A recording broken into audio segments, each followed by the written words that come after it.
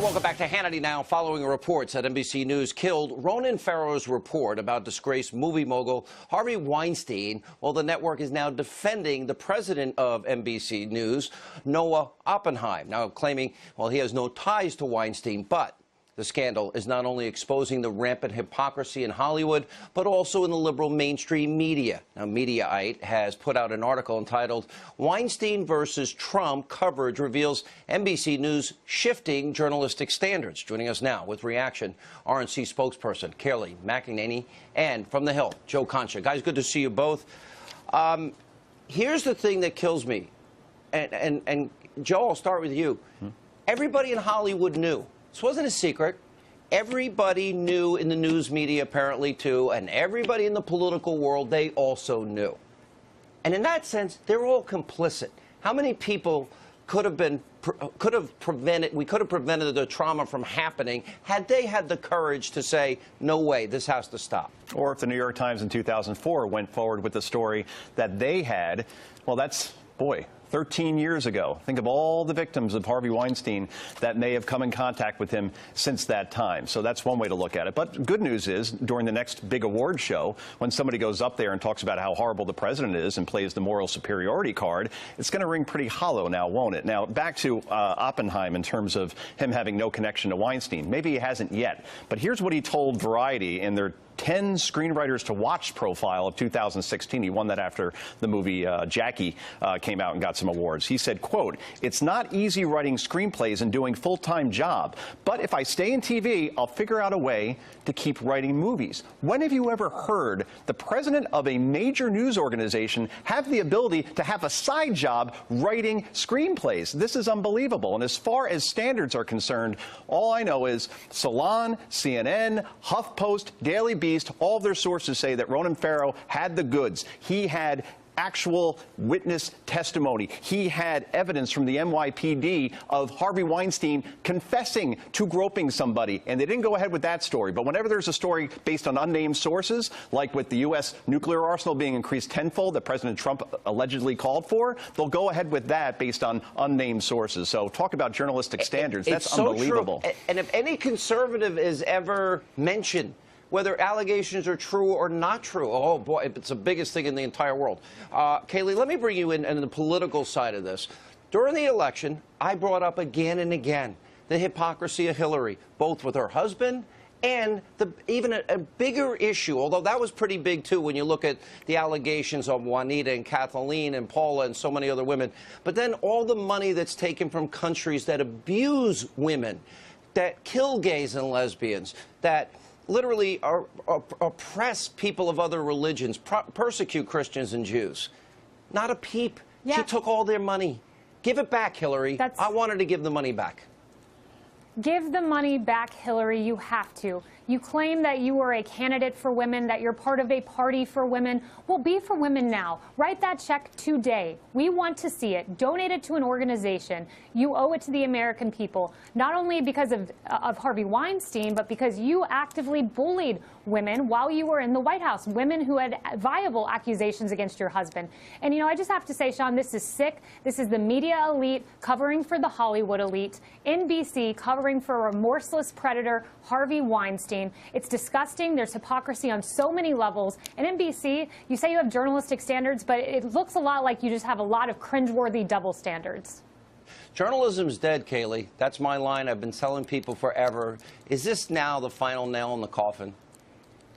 It should be. It absolutely should be a wake-up call to people everywhere. Look in just the last few months at NBC. They are the only major network that has not spent 1 second, Sean, not 1 second, on a corruption and bribery trial for Democratic Senator Bob Menendez. They made up a false story about Paul Manafort's notes, saying that he had written RNC on there next to donations. They had to issue a correction after the RNC pushed them on that one. There's a slew of very, very, very awful journalistic things that they've done. This should be a wake-up call to everyone. It goes straight to the top. And look, the media is biased, and this is absolutely heinous. It needs to be taken care of, and this guy should go, this Oppenheim guy. All right, guys, good to see you both on this Breaking News Friday night. We appreciate it. Now, we have much more to come tonight. Powerful debate. President Trump makes a huge decision, keeping a campaign promise regarding national security. Also, Roger Goodell folding to the NFL players. Don't miss Sebastian Gorka taking on Darryl Parks. That's next, straight ahead.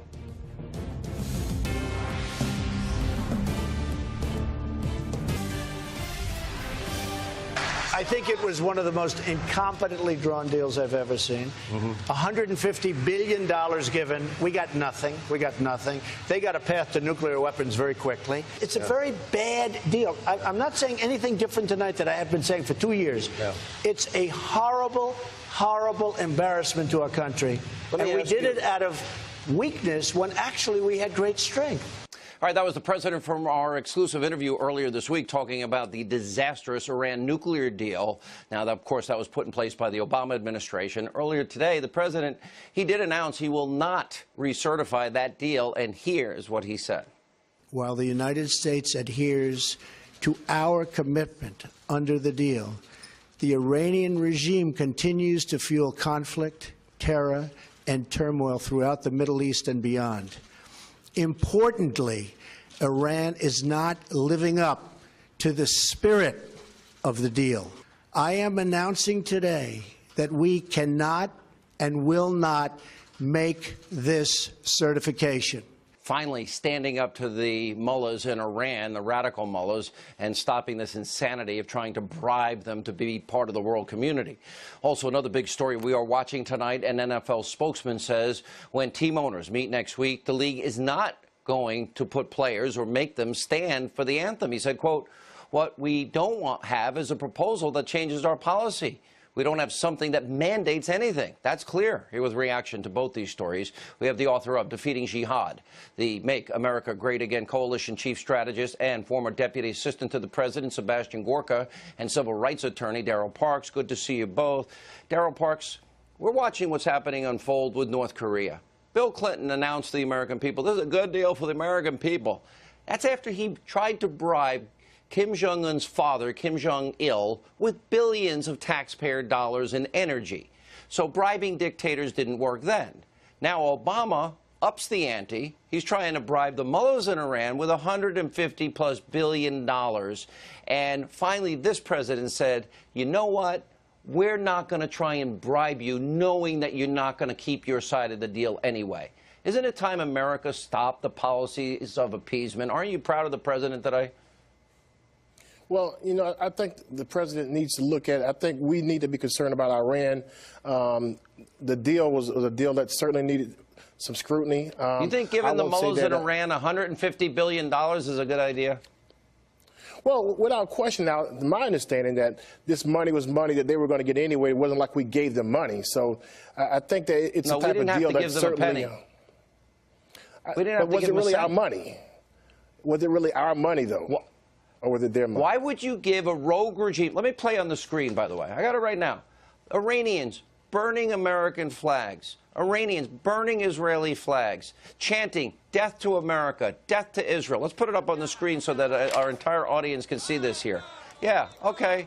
Burning our president in effigy and so on and so forth. Death to America, chanted by the crowds. Death to Israel. Really? Why would we ever give them a penny, Dr. Gorka? Why would we give them 1 cent?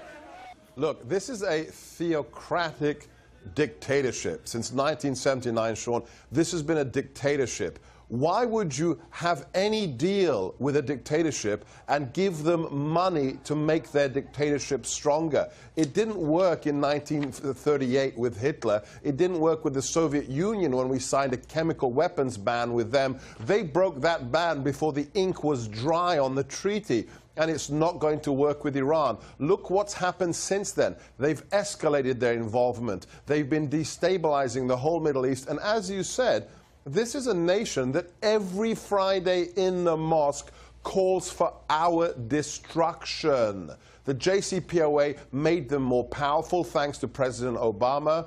Thanks to people like Colin Kahl, thanks to Ben Rhodes. This is now a dead man walking, thanks to President Trump, because the deal has to have a stake driven through its heart.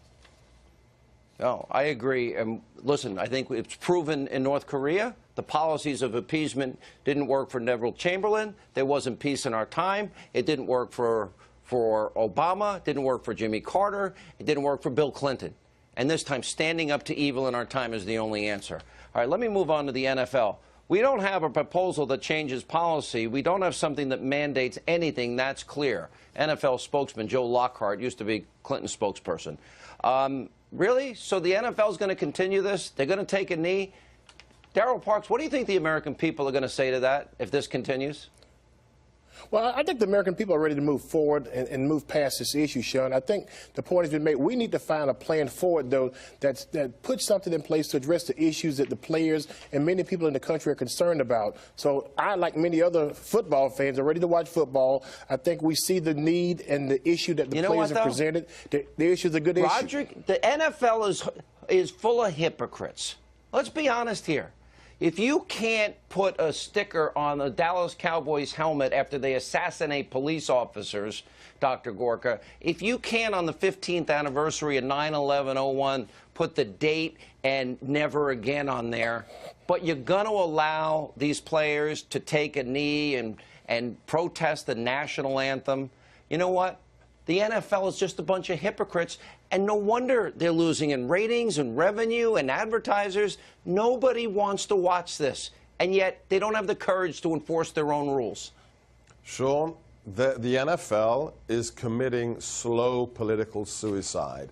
That's what they're doing. The president always gets it right when he goes with his instincts. He went with his instincts on killing the Iran deal. He's going with his instincts on the flag, on the NFL, on the anthem. Why? Because he may be a billionaire and the most powerful man in the world, but he's an American like us, and he knows Americans want people to respect the flag, they love our troops, and they want to respect the national anthem. If the NFL wants to double down, they will pay the price because the majority of Americans are not behind them, and market forces will dictate. This is political and economic suicide, NFL. But if you want to double down, go do it. Darrell, if the anthem and the flag doesn't unite us, what will?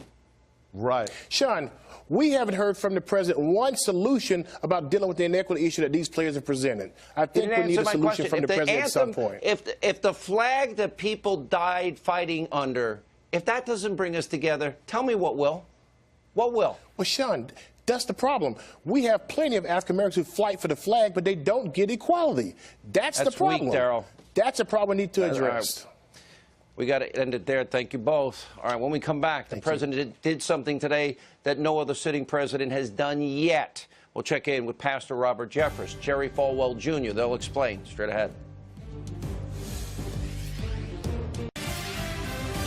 Welcome back to Hannity. So earlier today, President Trump made history. He became the first sitting president to address the Value Voters Summit in Washington, D.C. Here are some of the highlights of what he said to the group of Christian conservatives. Everyone here today is brought together by the same shared and timeless values. We cherish the sacred dignity of every human life. We protect religious liberty. We respect our great American flag. The American founders invoked our Creator 4 times in the Declaration of Independence. How times have changed, but you know what? Now they're changing back again. Just remember that. We are stopping cold the attacks on Judeo-Christian values. Guess what? We're saying Merry Christmas again. In America, we don't worship government, we worship God. Joining us now with reaction, Fox News contributor and the pastor of the First Baptist Church in Dallas, Dr. Robert Jeffress is with us. Also tonight is the president of Liberty University, Jerry Falwell Jr.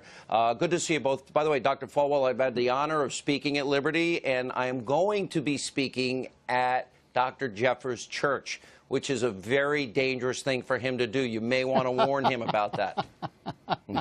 We're looking forward to it, Sean. We always It's gonna let be Sean big. speak at. We always let Sean speak at the university, but my father never let him speak at the church, Robert. Well, this is a That's a good first, and point. we're excited about it. All right, we appreciate it. You know, it's very interesting because I know both of you took a lot of heat for supporting this president because he doesn't come from a typical evangelical background. It was controversial in some ways, but yet it seems more and more that the issues of faith matter to this president. Dr. Jeffress.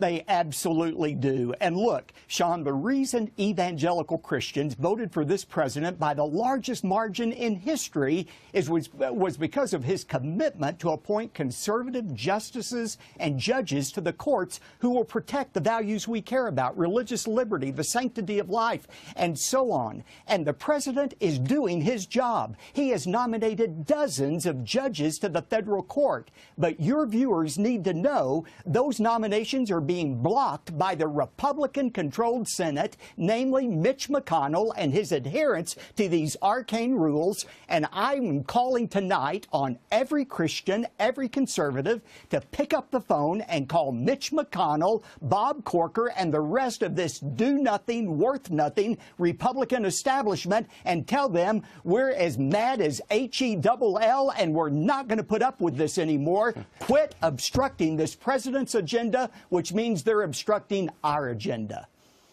It's so true. I mean, Dr. Falwell, he's doing everything he can. Even this week, what he pulled off on health care is a miracle because now you can form an association, a group. You can buy plans across state lines, which corporations have been able to do that have different offices in different cities. So now individuals can do that. They can form their own associations and do it, like all the restaurant workers, all the radio workers, all the teachers, all the sanitation workers, which is great. That means competition, buying across state lines. But he had to do it on his own because Congress couldn't get it done. And I'm not so sure that they're going to do this tax plan in the Senate. I have no faith in McConnell or McCain or Susan Collins or Lisa Murkowski, none whatsoever. Well, I don't either. And I spoke to the president last week, and I told him he needs to coin a new term, fake Republicans, because that's what those people you just named are. They're not really Republicans. We don't really have a majority in the Senate. And I think that would be a good term for him to start using. But the fact that he spoke at the Values Voters Summit today, first president, sitting president ever, and the fact that he was the first, he did his first graduation speech at Liberty University. The tradition has been for the president, the new president, to do their first graduation speech at Notre Dame for generations, but he came to Liberty. I think it's a sign that he understands that the left, we're under a full assault from the left of all traditional American values, from the support to the state of Israel to even the NFL. Yeah. Good to see you both. Thank you for being with us. More Hannity right after this.